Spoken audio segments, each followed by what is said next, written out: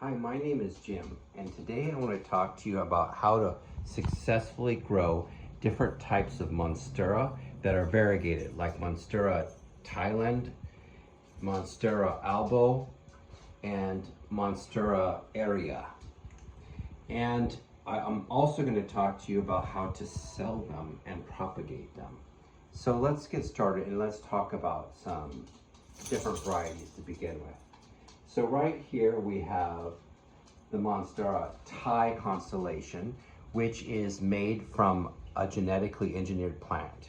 One thing I want to let you know about this plant to begin with is the variegation that you see on it when you buy it is a good example of the variegation that will continue with the plant.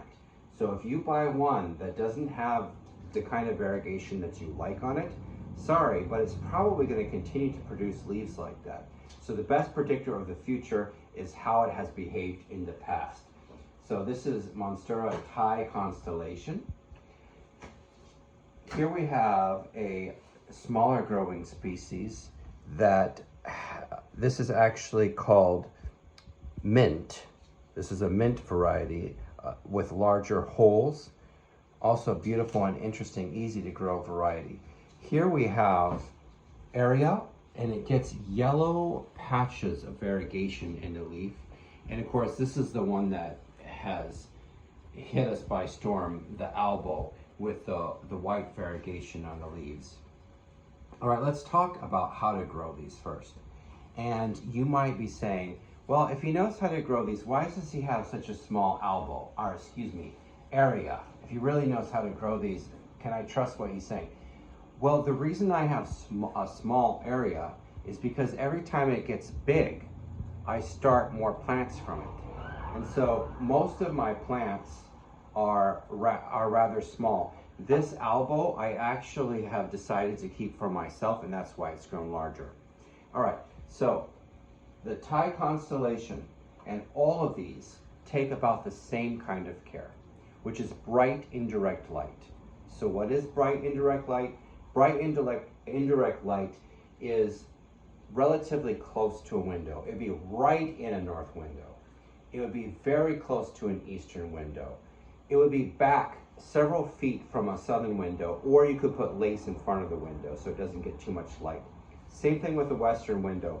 During the intense part of the summer, it might be too bright for it. So you can have it a few feet back from that. So that's basically what I mean by bright indirect light.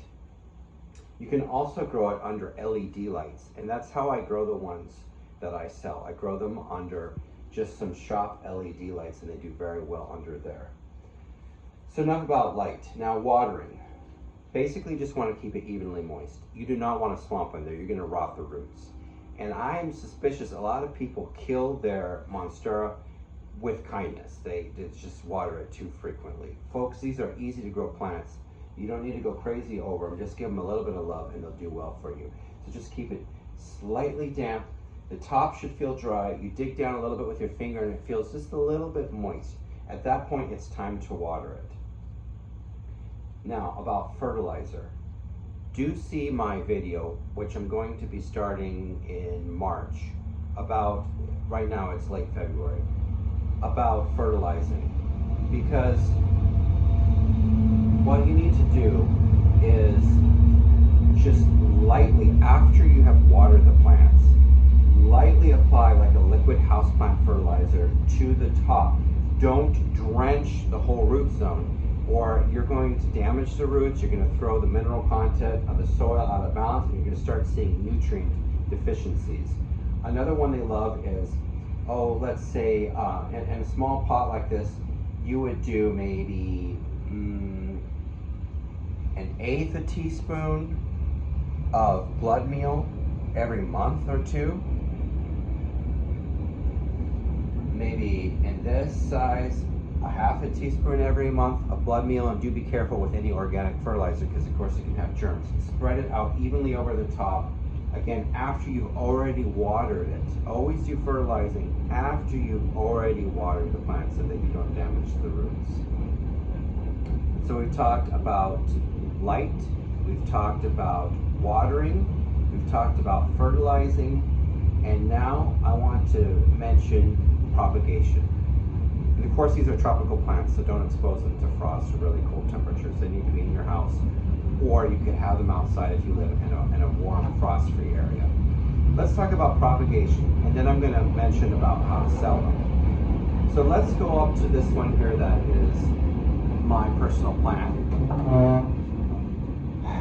If you look at this, there's a leaf here attached right here to the stem. You can cut right here, stick this in water, it will begin to grow roots. Notice down here there's already a root starting. If I wanted to start a really big, robust plant, I could cut here because this root is already going. Stick it in water and this will quickly begin to expand. But the problem for me is I want to make a profit. So I'm going to cut here and this will become a plant. And then I may later cut here and then this shoot will become a plant as well. So what does it look like a couple months after you have started it? Well, here's an example. Here's an area that's a couple months old. Notice it was one leaf to begin with. I had rooted it in water, then I planted it in soil after the roots had developed for a while, and it shoots up actually right where the leaf meets the stem. And see this new growth here. All right, so we're gonna actually do this together. So let's go here. And I know it's pretty basic cutting, all right, I understand that. You don't need all this extra stem, but just for the video, I'm leaving it. What I do is I put it in water like this that has, so this is a little bit less than a quart. I would put a tablespoon of bleach in here. I let it soak in here, kind of whoosh it around, let it soak in here for a few minutes just to make sure you've killed any disease-causing organisms. Then you thoroughly, you don't want bleach left on there because you don't want to burn the tissue too much. Thoroughly wash the bleach off, okay? And then stick it in a jar in bright indirect light. And before long, you will notice roots beginning to grow out of it. You can put a little root hormone, mix it in the water if you want. If you do that in a day or two, I would change the water and put fresh, clean water in. This will root, I'd say in a month or two. It'll have enough root on it to put it into soil. And then from there, it will grow and you can sell it. So how do I sell these? And a couple little secrets. I sell them on Etsy. And just so that you know, the albo is easier to grow than the area. And the albo is usually going for less money than the area because the area is rarer. The area is gorgeous though. Notice I love that yellow. What happens to the area a lot is it is much more quick to turn brown than the albo. It will produce large patches sometimes of yellow, the beautiful yellow variegation, and of course that does not have any chlorophyll in it. So the plant notices this, just like in the albo, if you had a huge patch of white, the plant notices this and goes, you're not holding your own, you're not providing for us, and it will brown that area, especially if it's exposed to any kind of stress. This yellow one, the area tends to do that faster, so keep that in mind if you want to raise these for profit or for your own personal use. What you want to do if you are trying to raise them for profit is look for starts that have a really good balance of green and yellow. So lots of green, a little bit of yellow. You see this one over here? I'm going to show you this. See this? This is going to be mostly yellow and it's doomed. It's not going to do well. It's going to turn brown very shortly. This here is a good example of a balance between green and yellow. And this as well. This is like with this huge patch, which by the way, when the leaf is newer, it looks greener, and as the leaf matures, it'll turn more yellow. This is like gold because this is going to be beautiful yellow here, and that's going to sell really well. So as far as pests and diseases go, these things are super resistant. They can maybe catch mealybug or something like that, and a systemic insecticide would work really well to control it. do follow the directions on the label. Let me know if you have any more questions on this, and let me know how you grow these, if you have any secrets. And of course, please like my video and also sign up for more updates. Thank you.